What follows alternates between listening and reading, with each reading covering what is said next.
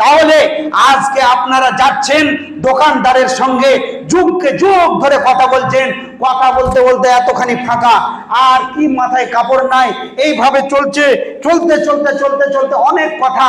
এবার আল্লাহর নবী আরো একটি কথা বলছেন, আল মারআতু রাইয়াতুন আলা বাইতি জাওজাহা, আল মারআতু রাইয়াতুন আলা বাইতি জাওজাহা।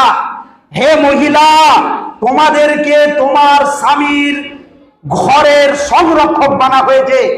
দেখবেন একটা মহিলাকে যদি একটা দোকানদার পেয়ে যায়, তাহলে তার সঙ্গে এমন লুসলুসে কথা আর মিষ্টি কথা আর এমন খালাতো বহিন আর মামাইতো বোন আর এটা ওটা করে এমন কথা বলবে, আর যে মালের দাম হলো 200 টাকা তাকে বলবে 600 টাকা।